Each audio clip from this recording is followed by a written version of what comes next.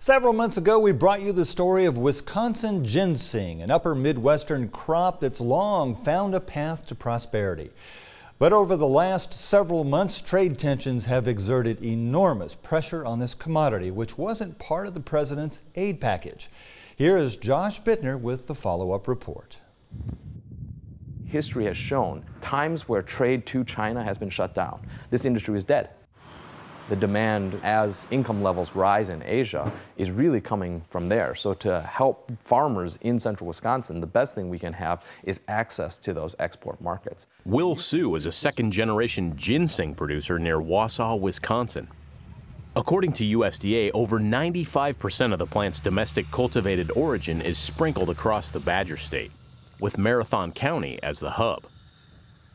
Wisconsin officials estimate 1 million raw pounds are produced there annually, with a yearly output valued at over $50 million. But 15% retaliatory tariffs from President Trump's trade war with China have been tacked onto pre-existing duties and value-added taxes ahead of this year's harvest.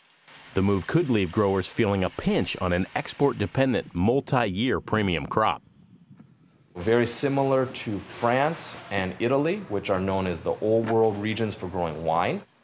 That taste and flavor of Wisconsin ginseng has been ingrained in people for the last 100 years. Over-harvested in China after use as a panacea for millennia, a cousin root was unearthed in North America 3 centuries ago. You don't always find 4 prongs.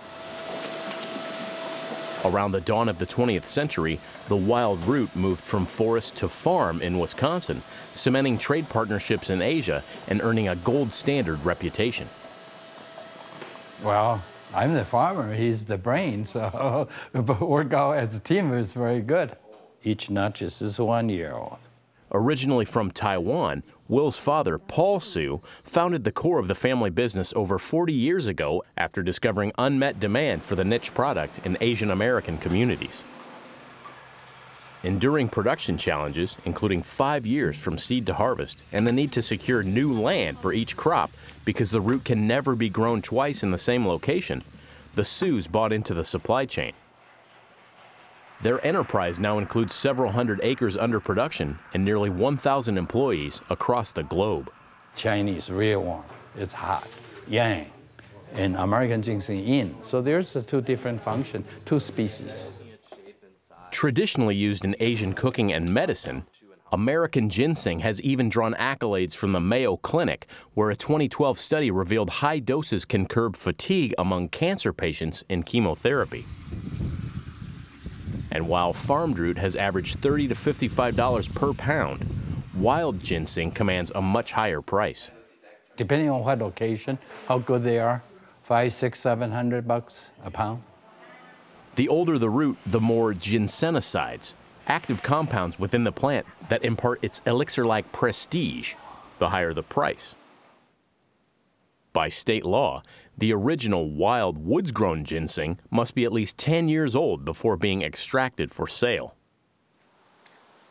Private landowners like the Sus recognize the importance of conservation and have developed their own wild simulated strain as part of the state's multi-pronged approach to viability.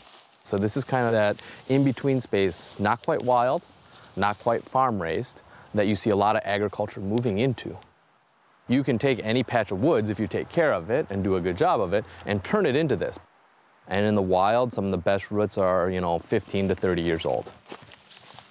Paul Su says he's been paying diggers top dollar for over 3 decades to break the soil at certain times and only for certain root sizes. Very, very seldom you have 60-year-old roots, maybe 1 in 100 to 1,000. Over the years, the Sus have worked to vertically integrate and navigate volatile market waters. But for smaller producers laboring with razor-thin margins, staring down the barrel of a trade war can trigger a battle with anxiety. 85% of our market is China. So yeah, it's tied in, it's hardwired. Bob Kaldunsky heads up the state's Ginseng Board, a quasi-governmental promotion group of active producers funded through shade assessment, a tax on the farm structures that help mimic woods-like conditions for the fickle herb. Despite strong demand, Kaldunsky says the number of ginseng growers in Wisconsin has declined over the past 20 years, from over 1,000 to nearly 180. There's 5 producers that produce about 75% of the crop. And the balance then, that's about 175, produce the other 25%. As ginseng growers weigh whether or not to plant, harvest, or rent, some fear ongoing trade tensions could lead buyers to cheaper sources in Asia and Canada.